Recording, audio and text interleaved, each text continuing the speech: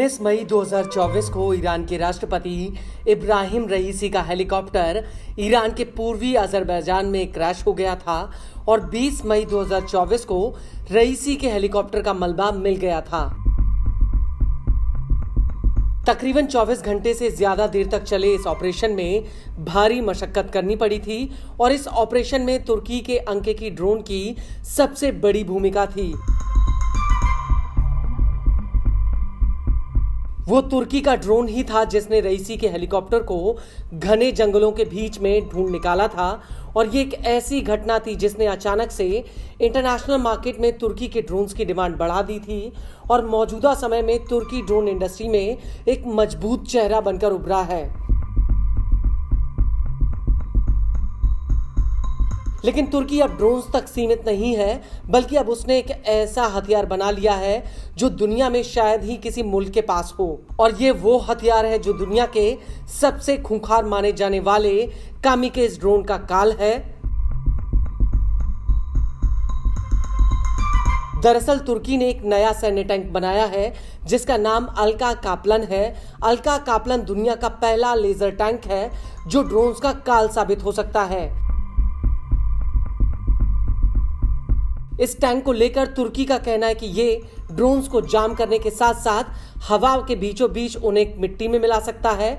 इस टैंक से निकलने वाली लेजर इतनी खतरनाक है जो पलक झपकते ही ड्रोन्स को हवा में जलाकर खाक कर सकती है। आपको बता दें कि तुर्की ने इंटरनेशनल डिफेंस फेयर 2025 में अपने एंटी ड्रोन टैंक को पूरी दुनिया के सामने पेश किया था।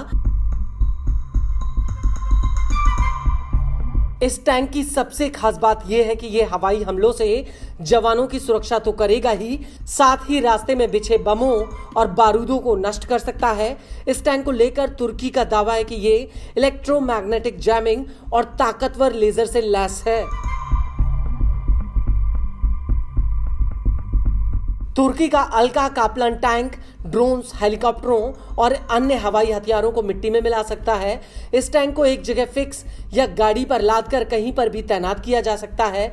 यह टैंक शहरी इलाकों, खुले आसमान और काफिलों में तैनात किया जा सकता है। ये टैंक हवा में उड़ने वाले हथियार जैसे तय पंख वाले, फोल्ड होने वाले छोटे और मध्यम ड्रोन्स और घूमते हुए हथियार यानी क्लस्टर बमों को टारगेट से पहुंचने से पहले ही उन्हें खत्म कर सकता है। इस टैंक की सबसे खास बात यह है कि ये AI यानी आर्टिफिशियल इंटेलिजेंस से लैस है जो ट्रैकिंग और खतरे को चिन्हित करने में मदद करती है। ये टैंक दुश्मन के ड्रोन या विस्फोटकों को चिन्हित करके उन्हें तबाह कर सकता है। इसके अलावा ये टैंक लड़ाकू जेट्स के छोटे गैस वाले इंजनों को खत्म कर सकता है जिससे स्टील्थ हमले आसान हो सकते हैं। दावा यह भी है कि ये टैंक एडवांस गाइडेंस टेक्नोलॉजी का इस्तेमाल करके ड्रोन्स को बाधित कर सकता है जिससे ये GPS नेविगेशन और इमेज सहायक टारगेट को खारिज कर सकता है। और यही वजह है कि तुर्की तेजी से डिफेंस इंडस्ट्री में काफी आगे बढ़ गया है। मॉडर्न ड्रोन्स और टेक्नोलॉजी के दम पर तुर्की का रक्षा एक्सपोर्ट सिर्फ 1 साल के भीतर 65% तक बढ़ गया है। तुर्की का हथियार निर्यात साल दर साल बढ़ते हुए साल 2024 में 7.1 अरब डॉलर पर पहुंच गया जो एक दशक पहले करीब 1.9 अरब डॉलर था।